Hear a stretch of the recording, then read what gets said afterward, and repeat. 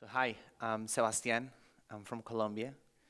I'm 32, and I'm a husband, I'm a friend, I'm a colleague, I'm a soccer player, and I'm a man. I, I don't remember when was the first time I realized I was a man, but I do clearly remember the first time that I had to prove that I was a man. I was 14 years old, this was 1997, and I was a sophomore in high school. After lunch, I went to pick up my backpack because we had chemistry lab or something like that. And when I came into the classroom, I bent over to get my backpack, and then I heard the door close behind me. 5 guys came inside the room. 3 of them were by the door, and then David, this guy who has been trying to fight me for several weeks, was in front of me. So I wasn't given many options.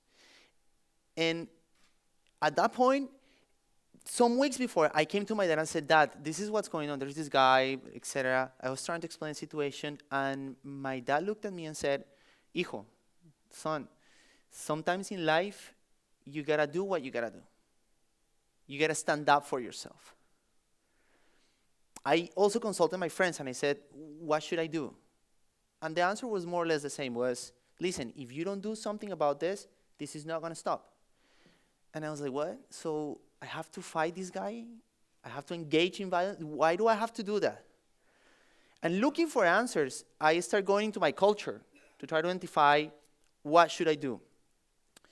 And growing up in Colombia in the 90s was rough, basically because we have been having an internal conflict for the past 60 years, which has caused the displacement of around over 5 million people. So at that moment, being a man meant being strong.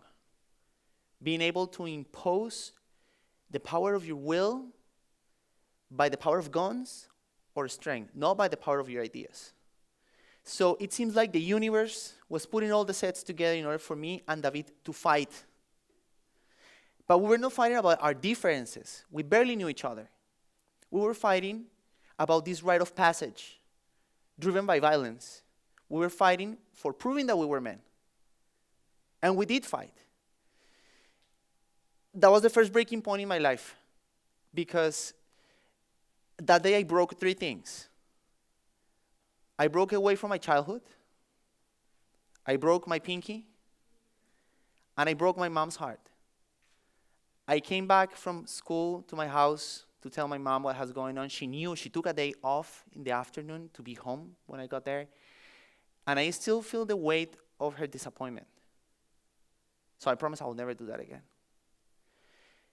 And it was so confusing, right? Because you're like, so I proved that I was a man, but I hated it.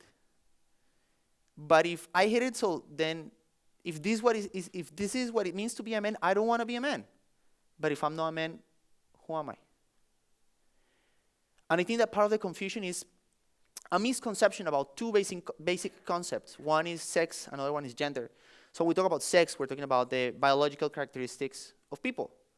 And we're talking about gender, we're talking about social constructions of what it means to be a man, a woman, in a given context. So 100 years ago, baby boys used pink and baby girls used blue, which is not the case today. And just having that small difference, that conceptual difference to understand it, has allowed me to gain a deeper level of understanding of the struggle that as men and as women we face every day in trying to figure out how we live our lives. And it's basically that it's a confrontation between who we want to be and who we are vis-a-vis what society and culture are telling us that we should be. And when I started understanding better that situation, I started reframing this question of what it means to be a man into what it means to be a man today.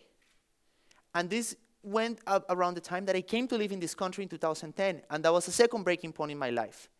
Because from my experience in Colombia and the places that I have lived and known in Latin America and the Caribbean, in comparison with the American experience, being a man and a woman are very different.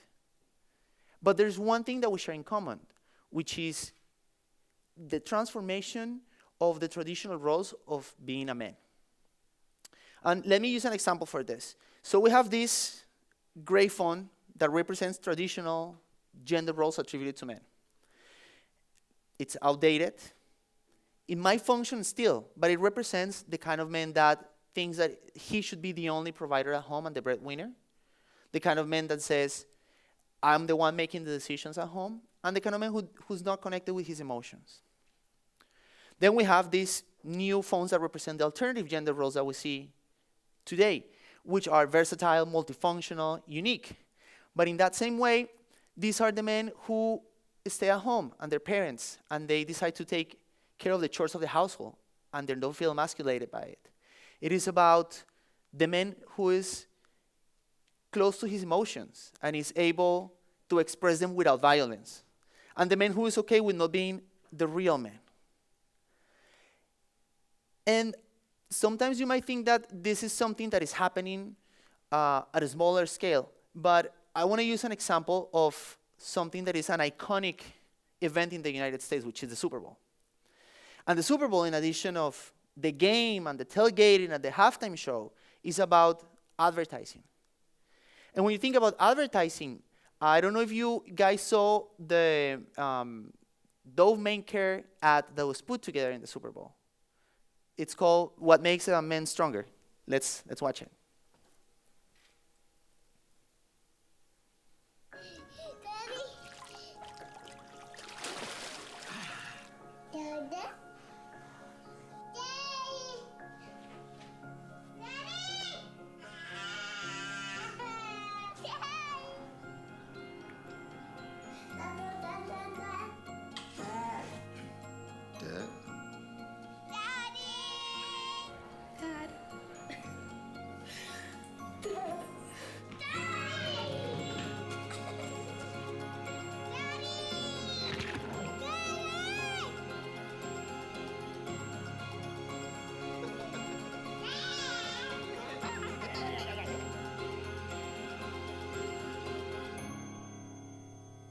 Dove Men Plus Care. Care makes a man stronger. Share how care makes you stronger with #RealStrength. So clearly that's the way in which men are portrayed today, right? By men, by Dove Care. And it's interesting because for the 2010 Super Bowl, they also put a video that it shows what it meant to be a man at that moment. And let's watch it and see if there's some difference.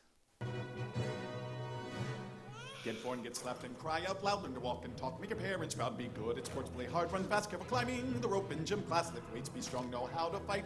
Be safe and stay up all night. Be tough. Be cool. Be full of pride. Don't show your sensitive side. Go out with your friends, but be a gentleman too. Then find the perfect girl who'll say, I do. Go check out a noise and never be scared. Don't waste your life on the couch in your underwear. Rake the leaves, trim the hedge, and mow the yard. Honey, can you open this jar? Have a kid, it's time for a family. Before you know it, you'll have 3. Don't use a map, always know where you are. Change a flat tire while they wait in the car. You've reached a stage where you feel at ease. You've come this far and it wasn't a breeze. You can take on anything, of course you can, because you're a man. Now that you're comfortable with who you are, isn't it time for comfortable skin? At last, there's Dove for Men. Introducing Dove Men Plus Care, a new range of body and face wash. Be comfortable in your own skin. So when I saw this, the first question I had was, why are they trying to appeal men to buy these kind of products? And one of the interesting stats was that 41% of the households in America have a man as the primary person to go shopping, grocery shopping. So I start seeing why this company was trying to get men into the conversation.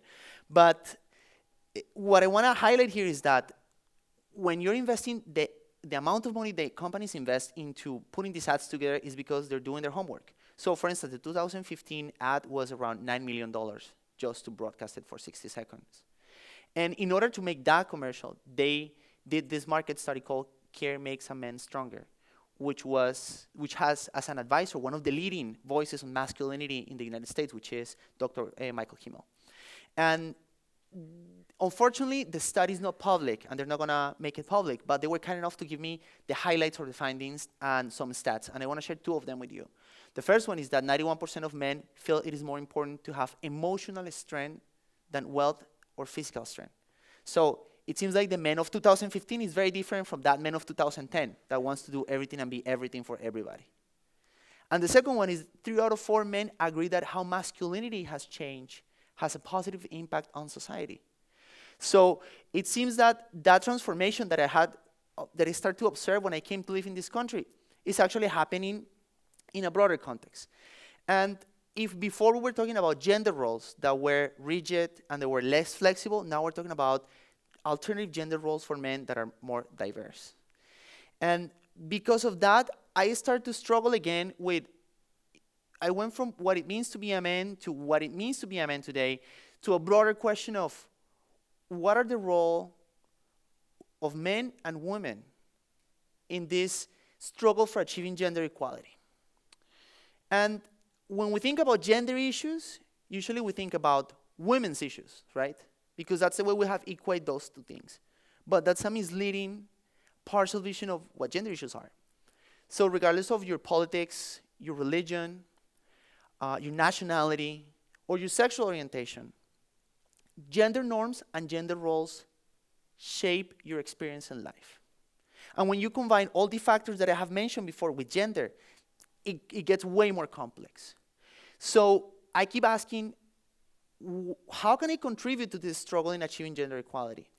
And this took me to creating this group called Define Gender Roles. And Define Gender Roles is basically an initiative that is targeting to challenge prevailing harmful gender roles in society for men and for women by creating a space in which people can share their thoughts, their views, their experiences, and the nuances of what it means to be a woman and what it means to be a man today. This the Facebook group was launched a month ago, and the response has been great. We have more than 700 followers. And every day we try to do 2 things. The first thing is that we try to make visible how harmful gender roles are part of our daily life and how they shape the way in which we experience life. And the second one is that gender roles are so normalized in our culture that we don't see them. So we try to show what are the gender roles that are perpetuating gender inequality and try to find alternatives to do it. This was the third breaking point in my life, because I went from doing something that I was thinking in my head to trying to understand it in a broader context, and then having an idea and trying to transform that idea into something concrete. And I think that this has allowed me to be closer to the man that I want to be. So taking advantage of this opportunity, there are 3 things that I want to share with you today, and 3 things that I want to invite you and encourage you to do. The first thing is about engaging in a conversation about gender. So with your friends, with your family, talk about what it means to be a man and what it means to be a woman today. If you engage purposefully in that conversation, I can assure you that it's going to transform the way in which you see the world and the way in which the world sees you. Number 2 is speak up against gender inequality. When you hear somebody saying or doing something that is being demeaning to a person, to a man or a woman, when you're seeing that somebody's using derogatory terms or is trying to hurt people's dignity by what they're doing, say something, speak up, speak out. Because if you don't do it, you're supporting that behavior with your silence. So the mantra here should be, if you hear something, if you see something, say something. It's going to be challenging. It's going to be difficult. People are going to be like, you are that kind of guy, you are the kind of girl. It's okay, but it's necessary. So please do it. Try to speak up. And the third one is defy gender roles. We have all this rhetoric about, men and women are equal, we live in an equal society. You might think that, but the facts contradict you. So in this country, in 2014, women made 22% less money than men doing the same work. We have, in terms of violence, gender-based violence, one out of 4 women in the world are going to be subject or have been subject of gender-based violence by an intimate partner. So this is boyfriends, husbands. And in this country today, we don't have a legislation for paternity leave or maternity leave that is federal legislation, and that's shameful. So my invitation is that we think about these three aspects that will help you in the struggle of defining gender roles, and that we can do it together. Because at the end of the day, it's not about what we do in life, it's how we stand in front of the challenges and we assume a position and we try to do the best we can in order to overcome it. Thank you.